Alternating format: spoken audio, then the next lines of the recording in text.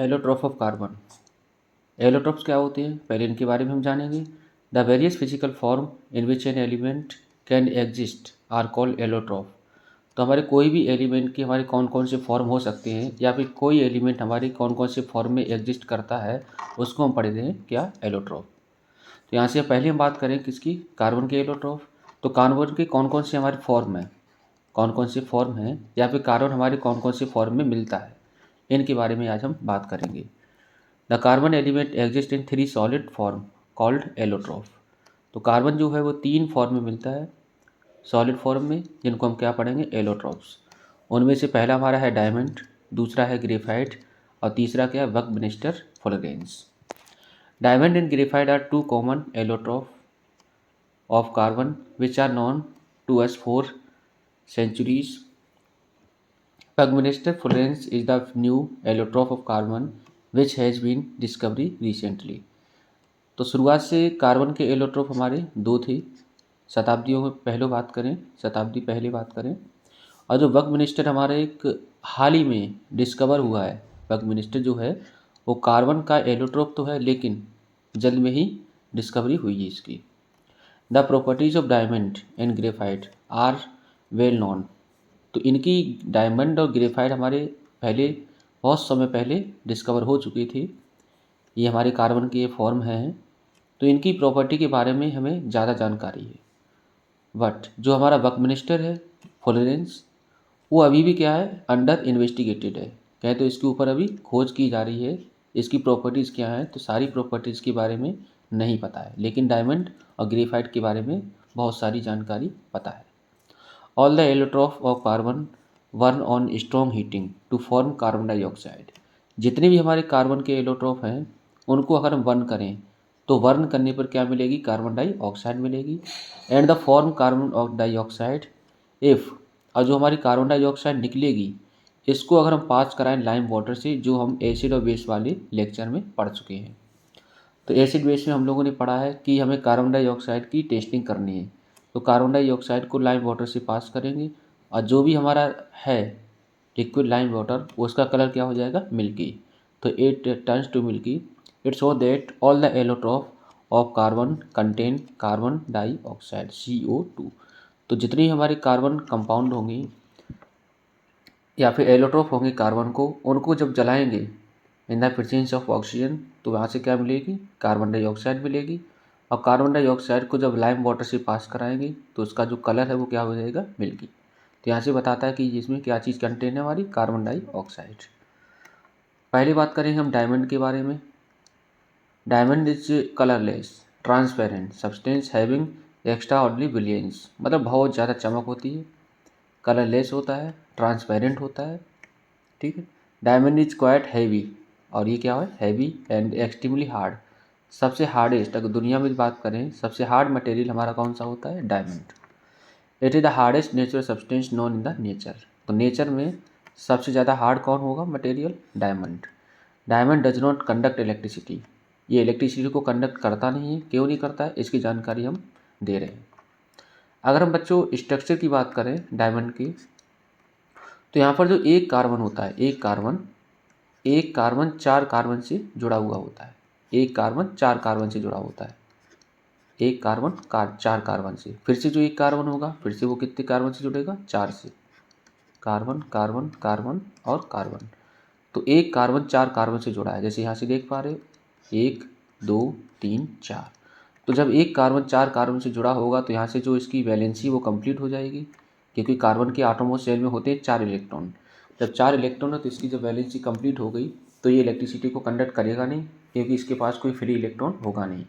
Each carbon atom in the diamond crystal is link to 4 other carbon atom by strong covalent bond. तो एक carbon atom other 4 carbon atom के साथ covalent के साथ जुड़ा होगा। The 4 surrounding carbon atom are at the 4 corner of a regular tetrahedron. और जो भी हमारा बनेगा वो क्या होगा, टेट्रा का मतलब 4 कार्बन है, तो इसलिए हमने टेट्रा का प्रयोग करा। And which are powerfully bonded to one another form a network of covalent bond. तो एक हमारा नेटवर्क बनाएगा, और नेटवर्क जो होगा वो हमारा क्या होगा, 3D होगा। Due to this diamond structure is very rigid. इसकी वजह से क्या होता है, जो डायमंड का स्ट्रक्चर है वो बहुत ज़्यादा रिजिड होता है। एक कार्बन 4 कार्बन से जुड़ा होता है और जो भी हमारा स्ट्रक्चर बनेगा वो क्या होगा, 3D होगा। 3D कहें तो नेटवर्क फॉर्म बनाएगा। This rigid structure make it very hard and also responsible for high density and melting point. और यही प्रोवाइड कराता है, इसकी डेंसिटी हाई और मेल्टिंग पॉइंट हाई होता है किसका, डायमंड का। Diamond is a non conductor of electricity. ये इलेक्ट्रिसिटी को कंडक्ट नहीं कराएगा। अभी हमने बताया था carbon atom has 4 valence electron in it in a diamond crystal. Each carbon atom is link to 4 carbon atom. तो एक कार्बन हमारा 4 कार्बन के साथ जुड़ा होता है कोवैलेंट बॉन्ड के साथ, और जो हमारी 4 वैलेंसी है इलेक्ट्रॉन की वो कंप्लीट हो जाती है। तो हमारे पास यहाँ पर कोई फ्री इलेक्ट्रॉन होगा नहीं। जब फ्री इलेक्ट्रॉन होगा नहीं तो वो इलेक्ट्रॉन, जब फ्री इलेक्ट्रॉन होगा नहीं तो डायमंड इलेक्ट्रिसिटी को कंडक्ट नहीं कराएगा। In a diamond crystal it does not conduct electricity. Diamond can be made artificially by subjecting pure carbon to very high pressure and temperature. These are called synthetic diamond. तो synthetic का मतलब होता है जो बनाए जाते हैं। Synthetic diamond are small but are otherwise indistinguishable from natural diamond. लेकिन इसको हम कंपेयर करा सकते हैं, जो हमारा नेचुरल डायमंड है और जो हम सिंथेटिक जो बनाएंगे इन दोनों में कुछ ना कुछ तो डिफरेंस होगा। यूज हमारे कौन से होते हैं डायमंड के, इन गिलास कटर में for making jewellery. A sharp diamond edge knife called keratome is use by eye surgeon to remove cataract from eye. तो जो भी आँखों में मोतियाबिंद हो जाता है तो मोतियाबिंद को निकालने के लिए जो एक इंस्ट्रूमेंट का प्रयोग होता है या आई सर्जन अपने पास रखते हैं, जिसका नाम क्या होता है, keratome. A diamond stud saw and drill bits. Next अब बात करते हैं वक मिनिस्टर की। वक मिनिस्टर, उससे पहले हम बात कर लेते हैं ग्रेफाइट के बारे में। ग्रेफाइट, तो ग्रेफाइट एक हमारा एलोट्रोप है कार्बन का। The structure of graphite is very different from the diamond. एक graphite crystal consist of layer of carbon atom. वो हमारा जो बना था वो हमारा एक नेटवर्क बना रहा था, कार्बन और कार्बन मिलके, एक कार्बन 3-4 कार्बन से मिलके बना होता है, तब हमारा क्या बना था, डायमंड। और वहाँ से जो हमारा नेटवर्क बना था एक स्ट्रक्चर 3D में। लेकिन यहाँ पर बात करें तो एक कार्बन हमारा 3 कार्बन के साथ जुड़ा होगा, एक कार्बन 3 कार्बन के साथ जुड़ा होगा। तो एक कार्बन 3 कार्बन, एक कार्बन 3 कार्बन, लेयर का फॉर्म होगा, लेयर। जैसे हम पेन से लिखते हैं ना, तो पेंसिल क्या होती है, लेयर के रूप में छुटती है। तो हमारा लेयर्ड स्ट्रक्चर होता है कौन, ग्रेफाइट। और ये हमारा हमेशा 2D होगा। जब भी लिखते हैं तो अपनी लेयर को छोड़ता है, इस तरह लिखते हैं तो एक लेयर छोड़ दी, इस तरह से क्या होती है, पेंसिल लेड जो बनी होती है वो ग्रेफाइट की बनी होती है। इसके आउटरमोस्ट शेल में एक फ्री इलेक्ट्रॉन रहता है। जैसे हमारा एक कार्बन 3 कार्बन से जुड़ गया तो एक हमारा क्या होगा, फ्री इलेक्ट्रॉन, जो किसके लिए रिस्पॉन्सिबल होगा, इलेक्ट्रिसिटी को कंडक्ट कराने में। Graphite structure, each carbon atom is an graphite layer is joined to 3 other carbon atom by strong covalent bond to form flat hexagonal ring। तो जो भी बनाएगा वो क्या होगी, हेक्सागोनल रिंग बनाएगा। स्ट्रक्चर कॉल्ड एरे, जिसको हम क्या पढ़ेंगे, array. The various layers of carbon atom in graphite are quite far apart so that no covalent bond can exist between them. The various layers of carbon atom in graphite are held together by weak van der Waals force। तो यहाँ से जो हमारा atom के बीच में force होगा वो हमारा बहुत कम होगा। Since the various layers of carbon atom in graphite are joined by weak forces, they can slide over one another। तो ये फोर्स कम होने की वजह से क्या होगा, एक दूसरे के ऊपर ये स्लाइड करेंगे। तो क्या होगा, हमारा एक लेयर के फॉर्म में होता है structure. Due to the sheet like structure graphite is a comparatively soft substance. तो ये हमारा सॉफ्ट होता है, जबकि डायमंड क्या था, hard. It is the softness of graphite which make it useful as a dry lubricant of machine part. तो soft होने की वजह से हम इस ड्राई लुब्रिकेंट के प्रयोग में इसको लाते हैं। Graphite is a good conductor of electricity. Graphite एक बढ़िया कंडक्टर है इलेक्ट्रिसिटी का। क्यों है, it is because in a graphite crystal each carbon atom is joined to only 3 other carbon atom by covalent bond. तो एक कार्बन एटम हमारा 3 other carbon atom के साथ जुड़ा होगा। इसकी वजह से क्या होगा, 3 इसके वैलेंस इलेक्ट्रॉन कंप्लीट हो जाएंगे, लेकिन एक इलेक्ट्रॉन क्या करेगा, चौथा इलेक्ट्रॉन इसके पास क्या होगा, फ्री, जो क्या होगा, इलेक्ट्रिसिटी को कंडक्ट करेगा। Due to the presence of free electron in a graphite crystal it conduct electricity. तो फ्री इलेक्ट्रॉन की वजह से क्या होगा, इलेक्ट्रिसिटी को कंडक्ट कराएगा। Like diamond graphite also have very high melting point. तो मेल्टिंग पॉइंट डायमंड का भी हाई था, इस तरह से हमारा ग्रेफाइट का भी मेल्टिंग पॉइंट हाई होता है। यूज कहाँ पे करते हैं हम ग्रेफाइट का, ड्यू टू इट्स सॉफ्टनेस की होने की वजह से इसका हम प्रयोग ड्राई लुब्रिकेंट की रूप में करते हैं। Graphite is good conductor of electricity due to which graphite is use for making carbon और graphite electrode in dry cell and electric arc. जो भी हमारे ड्राई सेल होती है वहाँ पर जो इलेक्ट्रोड बने होते हैं वो हमारे ग्रेफाइट के ही बने होते हैं। Graphite is use in making pencil lead, और पेंसिल लेड को बनाने में ग्रेफाइट का प्रयोग होता है। बहुत बहुत इंपॉर्टेंट। वर्क मिनिस्टर क्या है, इसकी डिस्कवरी हाल ही में हुई है, तो इसके ज़्यादा हमारे पास तथ्य नहीं है, लेकिन फिर भी कुछ जानकारी इनके बारे में है। Buckminster fullerenes is an allotrope of carbon containing cluster of 60 carbon. मतलब एक हमारी गेंद बॉल के फॉर्म में होगा, एक कार्बन 60 कार्बन से मिलके बना होगा और गोल गोल एक बॉल की तरह, फुटबॉल की तरह स्ट्रक्चर इसका होगा। Atom are joint together to form spherical molecule. और क्या बनाएगा, स्फेरिकल मॉलिक्यूल बनाएगा। It is a dark solid at room temperature. Dark solid, it differs from the other two allotropes of carbon, diamond and graphite. Are giant molecule which consist of an unending network of carbon atom, but Buckminster fullerene is very small molecule made up of only 60 carbon atoms. तो ये केवल और केवल 60 carbon atom से ही मिलकर बना होगा। ठीक है, बहुत छोटा एक मॉलिक्यूल है। Diamond is extremely hard, diamond बहुत ज़्यादा हार्ड होता है। Whereas graphite is soft, graphite soft है। On the other hand buckminster fullerenes is neither very hard nor soft, ना तो ये ज़्यादा हार्ड होता है ना ही ज़्यादा सॉफ्ट है। Other property of buckminster fullerenes are still being investigated. तो इसके बारे में अभी जानकारी मिली नहीं है पूरी कि कौन कौन सी हमारी इसकी प्रॉपर्टीज़ होती हैं, लेकिन ये हमारा कह सकते हैं कि एक अंडर इन्वेस्टिगेशन है। अब बात करेंगे बच्चों chemical properties of carbon compound. तो कार्बन कंपाउंड की कौन सी प्रॉपर्टीज़ हैं, तो शुरू करते हैं। पहला हमारी प्रॉपर्टी है बच्चों कंबंशन। कंबंशन का मतलब क्या है, जब भी हम कार्बन कंपाउंड को जलाएंगे तो carbon compound burn in oxygen to form water. जब भी कार्बन कंपाउंड को जलाएंगे तो वाटर निकलेगा, कार्बन डाइऑक्साइड निकलेगी, हीट निकलेगी और लाइट निकलेगी। तो ये हमारा कार्बन है, इसको हमने इन the presence of oxygen burn किया तो कार्बन डाइऑक्साइड निकली, हीट निकली और लाइट। इसी तरह से हमने मेथेन को जलाया तो water, carbon dioxide, heat, light. इसी तरह हमने कार्बन कंपाउंड दूसरा लिया एल्कोहल, इसको जब जलाया तो बना वाटर, कार्बन डाइऑक्साइड, हीट और लाइट। ऑक्सीडेशन जैसा कि बच्चों आप लोग जानते भी होंगे ऑक्सीडेशन। तो ऑक्सीडेशन एक हमारा प्रोसेस होता है जिसमें क्या होता है, हमेशा ऑक्सीजन का एडिशन होता है। किसका एडिशन होता है, ऑक्सीजन का।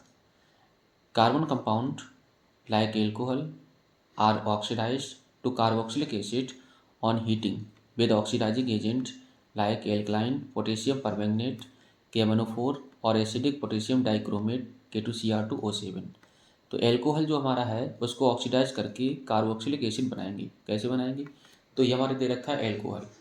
एल्कोहल का फॉर्मूला है C2H5OH। इसको जब हम हीट करेंगे इन द प्रेजेंस ऑफ एल्कनाइन KMnO4 पोटेशियम परमैंगनेट और K2Cr2O7। ठीक है, पोटेशियम परमैंगनेट और पोटेशियम डाइक्रोमेट। तो हमारा क्या बन जाएगा यहाँ पर CH3COOH, जिसको हम पढ़ेंगे एथेनोइक एसिड। तो ऑक्सीडेशन का मतलब क्या होता है, एडिशन ऑफ ऑक्सीजन। तो यहाँ पर ऑक्सीजन अभी हमारा कितना है, एक। अब जब हमने इसको हीट करा तो जाके हमारा क्या बना CH3COOH। CH3COOH। कार्बन तो हमारे दो ही हैं, लेकिन ऑक्सीजन हमारी क्या हो गई, ऐड हो गई। हाइड्रोजन क्या हो गया, रिमूव हो गया। देखो यहाँ पर 3 हाइड्रोजन, यहाँ 1 4, यहाँ पर टोटल कितने थे, 5 और 1 6।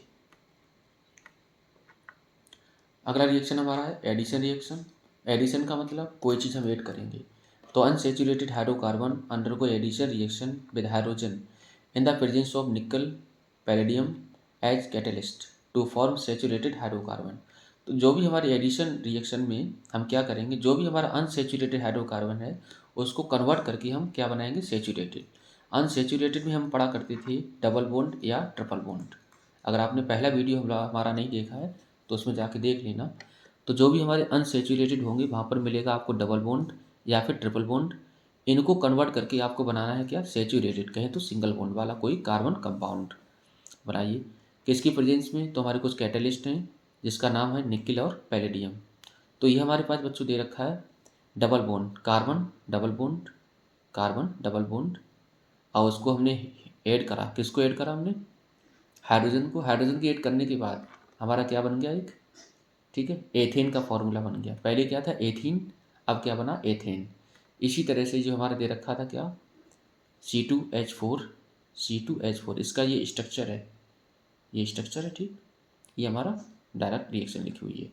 The addition of hydrogen to unsaturated hydrocarbon to form saturated hydrocarbon is called hydrogenation. Hydrogenation का मतलब क्या है, जब ये सिंगल बॉन्ड को हटाएंगे तो हाइड्रोजन हमारा ऐड हो जाएगा। जैसे यहाँ से हमने सिंगल बॉन्ड हटाया तो यहाँ पर एक हाइड्रोजन आ जाएगा, इधर एक हाइड्रोजन आ जाएगा, तो ये बन गया। इसको हम पढ़ेंगे hydrogenation. Hydrogenation is use to convert unsaturated oil and fat to saturated oil and fat. Hydrogenation का प्रयोग कहाँ पर होता है, जो भी हमारे अनसेचुरेटेड ऑयल हैं उसको और फैट हैं उनको सेचुरेटेड में कन्वर्ट कर देना। तो ऑयल भी हमारा क्या है, हाइड्रोकार्बन ही होता है।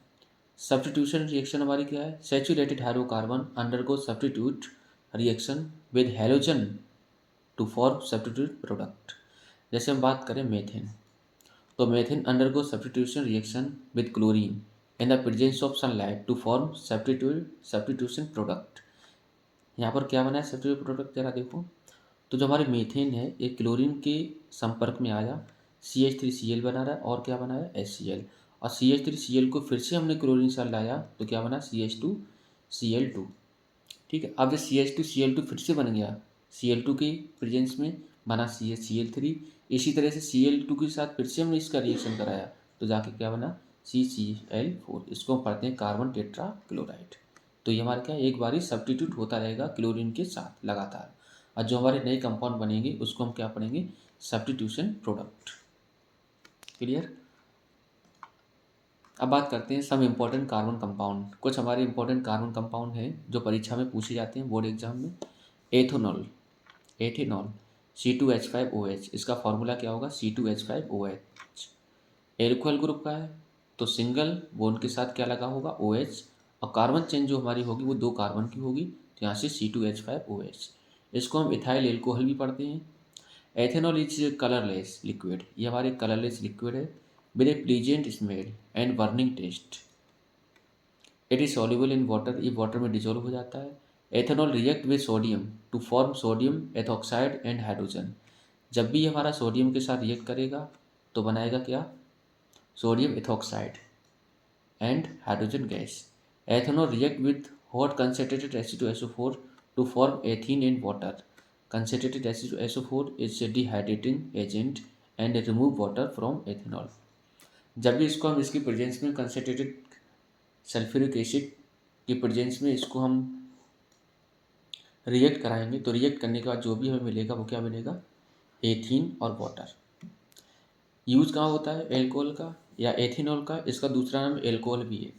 तो ethanol is use for making alcoholic drink, जो भी हमारे शराब वगैरह बनता है एल्कोहलिक ड्रिंक बनते हैं उनमें इसका एथेनॉल का प्रयोग होता है। It is use as a solvent, ये हमारे एक सॉल्वेंट की तरह प्रयोग होता है। It is use for making medicine, इसको दवाई बनाने में भी प्रयोग करते हैं, like tincture, iodine, cough syrup and tonics. जो भी हमारे कफ सिरप वगैरह हैं उसमें हम एल्कोहल का प्रयोग करते हैं। अगला हमारा जो है कार्बन कंपाउंड वो है एथेनोइक एसिड। एथेनोइक एसिड का फॉर्मूला हम लोग पढ़ चुके थे CH3COOH, जो हमने पढ़ा था उधर नोमेनक्लेचर में IUPAC में, ठीक है। प्रॉपर्टीज़ क्या है, ethanoic acid is a colourless liquid with pungent smell and short taste. It is soluble in water, ये भी हमारा पानी में सॉल्युबल है। A solution of 5% to 8% ethanoic acid in water is called vinegar.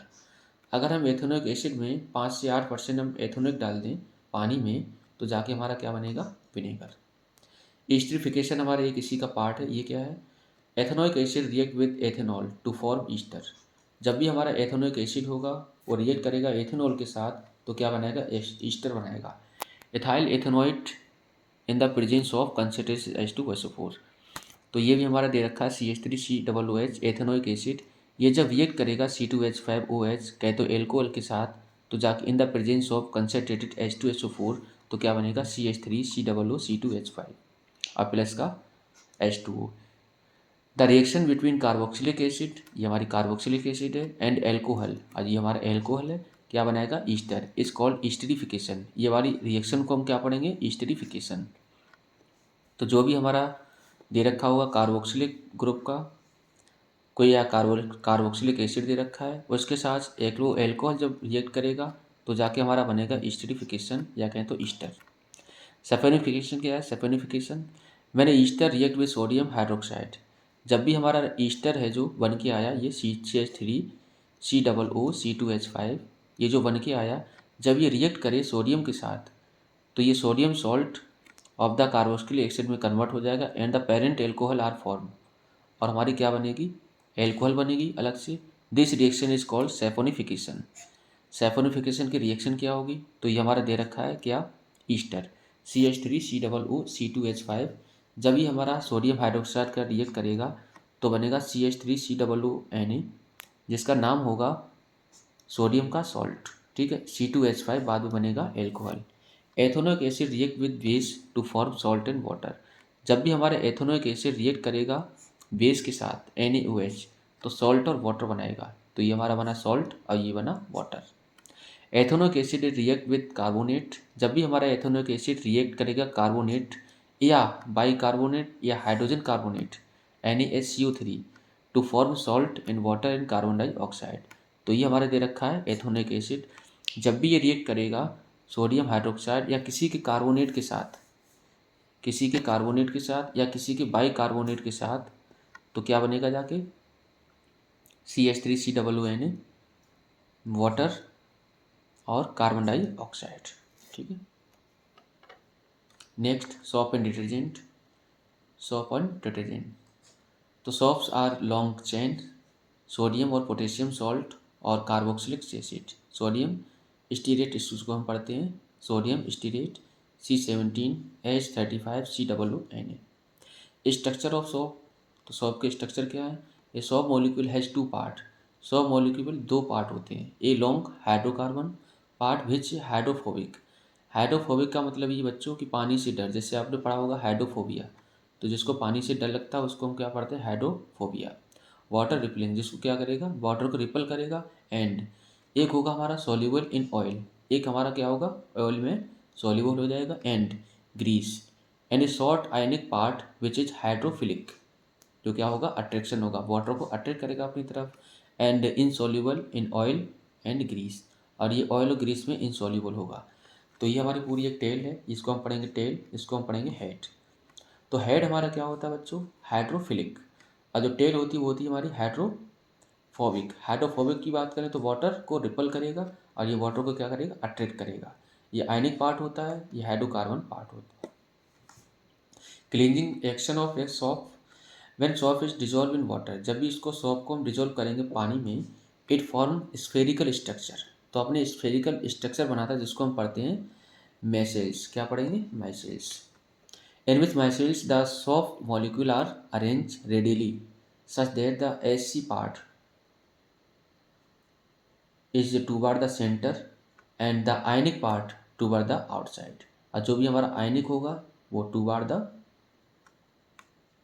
outside. The SC part dissolve the dirt, oil, grease and form the emulsion at the center of the micelles which can washed away by water. तो यहाँ से क्या होता है, यहाँ पर जो हमारे बनेंगे गोल गोल, जो जब भी साबुन का प्रयोग करते हैं तो जो भी हमारे गोल गोल बनते हैं, बबल बबल का फॉर्मेशन होगा, या कहते हो जिसको हम स्टीयरिंग भी पढ़ते हैं। तो कुछ हमारे क्या होंगे, ग्रीस के जो पार्टिकल या फिर जो हमारे डस्ट के पार्टिकल होंगे वो बीच में इकट्ठे हो जाएंगे, और जो हमारे हाइड्रोफोबिक वाला पार्ट है, हाइड्रोफोबिक वाला, वो रिपल करेगा, और जो हाइड्रोफिलिक वाला वो अट्रैक्ट करके और वहाँ से गंदगी को अपनी तरफ खींच लेगा और जाके कपड़े साफ हो जाएंगे। डिटर्जेंट क्या चीज़ है, detergent, detergent are long chain sodium salt of sulphonic acid. Soap do not wash well, जब साबुन अच्छे से ना धुल पाए किसी चीज़ को with hard water, because it form insoluble precipitate of calcium magnesium salt in hard water. तो जैसे मान चलो हार्ड वाटर का हम प्रयोग कर रहे हैं और कपड़े को धुलना चाहते हैं, तो वहाँ पर साबुन हमारा काम नहीं आएगा, सॉप काम नहीं करेगा, तो हार्ड वाटर के लिए ये रिस्पॉन्सिबल नहीं है। Detergent wash well with hard water because it does not form insoluble precipitate of calcium magnesium salt in hard water. और डिटर्जेंट हमारा कर सकता है क्यों कि वो किसी तरह का प्रेसिपिटेट का फॉर्मेशन नहीं कराएगा। Difference between soap and detergent, क्या डिफरेंस है? Soap are sodium salt of fatty acid, जितने हमारे सोप्स हैं वो सोडियम सॉल्ट होंगे किसके? फैटी एसिड के। डिटर्जेंट आर सोडियम सॉल्ट और sulphonic acid. Soap clean well in soft water but do not clean well in hard water. तो अगर सॉफ्ट वाटर है तब तो हमारा साबुन अच्छे से कपड़ों को धुल देगा, अगर हार्ड है तो हमारा कपड़ा अच्छे से नहीं धुलेगा। Detergent clean well with both hard and soft water.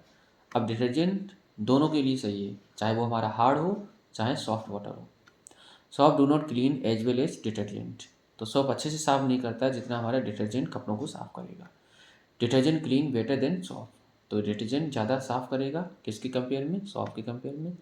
Soap are biodegradable, जितने सोप हमारे होते हैं बायोडिग्रेडेबल हैं। And do not cause pollution, और किसी तरह का ये पॉल्यूशन को क्रिएट नहीं करेंगे। Some detergent are non biodegradable and cause pollution. अब कुछ हमारे डिटर्जेंट क्या होते हैं? डिटर्जेंट क्या होते हैं? नॉन बायोडिग्रेडेबल होते हैं, जो पॉल्यूशन को क्रिएट करते हैं। तो ये बच्चों हमारा था पूरा आज का लेक्चर, जिसमें हमने देखा कि किस तरह से, जैसे देखो यहाँ पर दे रखा है पूरा, यहाँ पर दो पार्ट होते हैं, एक होता है हमारा हाइड्रोफोबिक, एक होता है हमारा हाइड्रोफिलिक। हाइड्रोफोबिक और हाइड्रोफिलिक। हाइड्रोफोबिक हमारा क्या होता है? पानी से डर, मतलब ये रिपल करेगा, ये क्या करेगा? अट्रैक्ट। तो ये क्या कर रहा है? देखो अट्रैक्ट कर रहा है, और ये क्या कर रहा है? देखो वाटर को अट्रैक्ट करा, और ये क्या कर रहा है? Stearate ion. ठीक है, तो ये हमारा क्या करेगा? दूर भागेगा। तो इस तरह से हमारे, ठीक है, पूरा प्रोसेस होता है। अच्छा, स्टीयरिंग की बात करें तो 100 मॉलिक्यूल हमारी दे रखे हैं, तो इसके अंदर क्या है? डस्ट के पार्टिकल फिक्स हो जाएंगे और जाके हमारे कपड़ों को साफ करता है। Oil and grease are absorb into the hydrophobic, जो भी हमारा ऑयल होगा ग्रीस होगा वो एब्जॉर्ब हो जाएगा इनटू द हाइड्रोफोबिक। हाइड्रोफोबिक के अंदर centre of soft micelle and are washed away, तो जो भी हमारी गंदगी होगी वो हमेशा हाइड्रोफोबिक के अंदर समा जाएगी और जाके कपड़े साफ हो जाएंगे। और हाइड्रोफिलिक क्या करता है? पानी से प्यार करता है, वो पानी में ही रह जाएगा। ठीक है, तो ये हमारा पूरा आज लेक्चर था। पढ़ाई करते रहें। All the very best.